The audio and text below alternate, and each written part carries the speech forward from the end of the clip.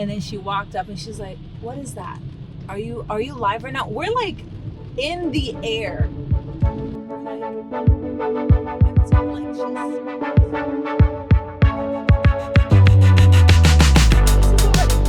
Either Denmark or Morocco, because that was the only two times you got that mic. I think it was to Morocco, the Morocco, Gibraltar, Spain trip. Yeah. Because of the sweater I was wearing.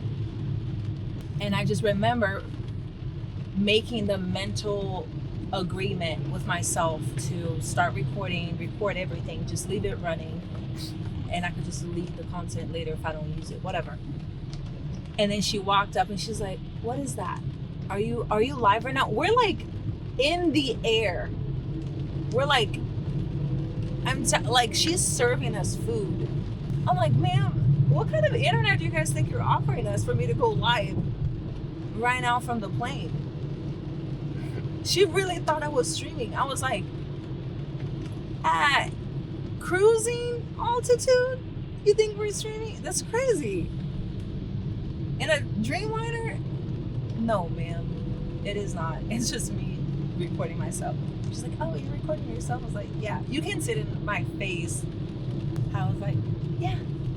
I was like annoyed. No, I wasn't annoyed. I was embarrassed that I had to explain that to her because, again, I had just made the agreement with myself, like, I have to do this even though it is cringy. And then I'm doing it, and I'm like, nobody cares. Nobody cares when you're recording. That's what I was telling myself. And then she very much cared and tried to find out what I was doing. I'm like, the one thing I told myself to keep doing is, you just debunked it. You took it away from me. Yeah. I mean, people do that when I'm at the game, so. They ask you? They either ask me or you see them pointing and like grinning and smirking. It's like. Like making fun of them? Maybe sometimes or whatever, but it just catches their attention. They act like they've never seen a camera or someone speaking into a camera. People forget, like they get on Instagram and on TikTok all the time and they're watching content from people being at games or being at an event and they think that's cool, but they forget that the other side of it, like I have to record it for you to see this event. Yeah. In all fairness, it does look a little cringy looking at the person that's like next to the person that's recording. Is it today? Maybe 10 years ago. But well, today. When you see someone talking to a camera, that doesn't make you cringe a little bit? No. I guess I do. Excuse me. But not because I think they're cringy. I think the process of doing that is cringy because I'm judging, I'm projecting.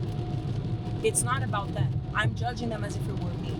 The only thing that changed is the fact that like I really do have really bad like memory right now, and I'm trying to train my memory to be a little bit better.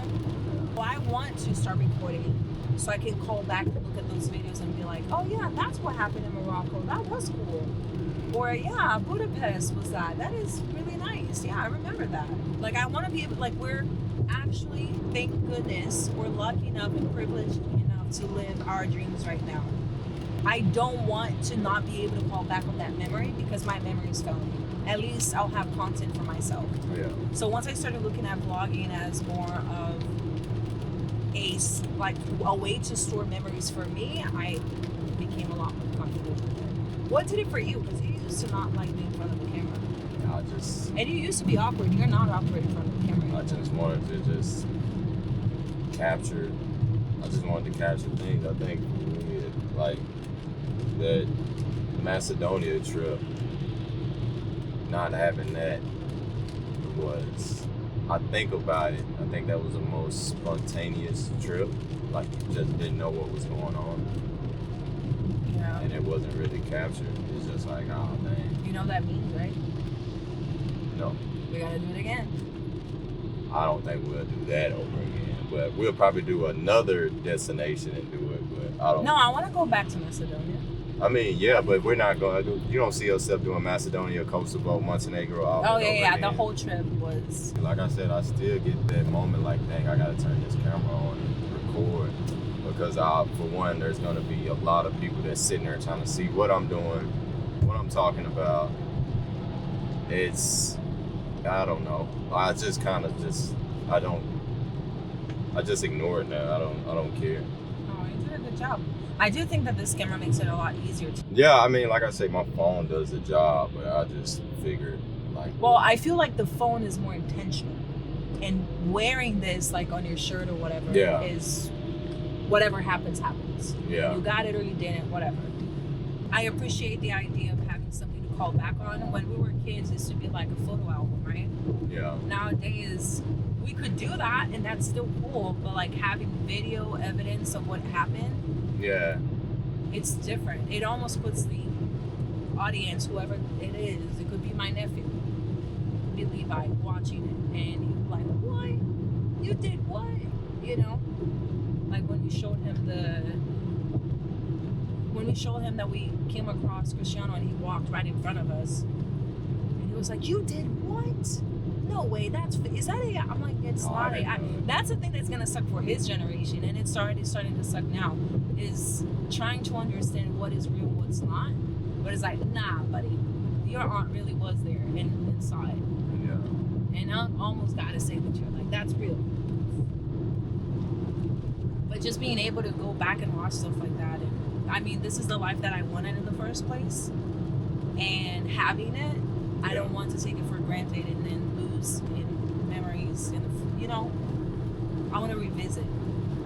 Yeah, I mean, that's why I get a kick out of taking just lots of videos and pictures just regularly. I mean, it's fun for me to look back on.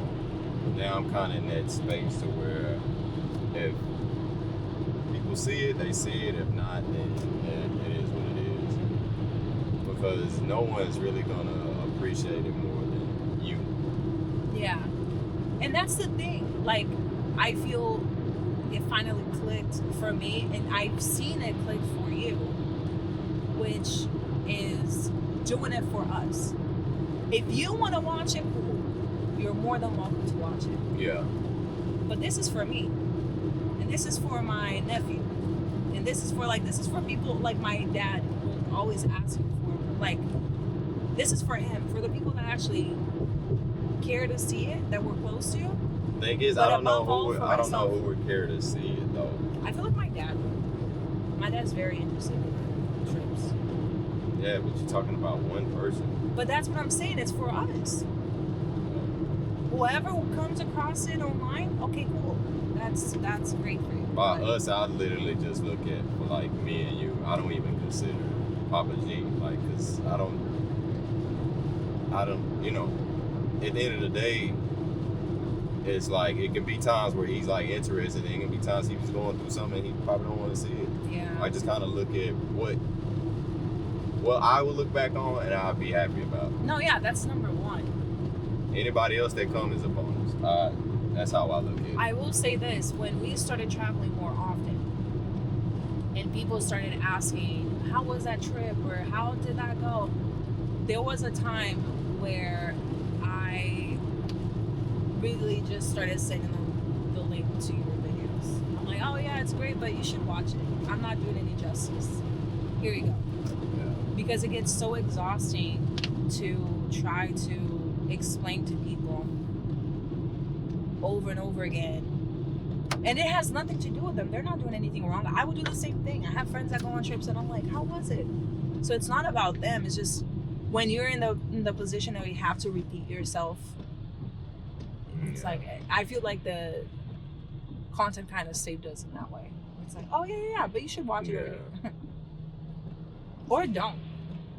Yeah, I don't know.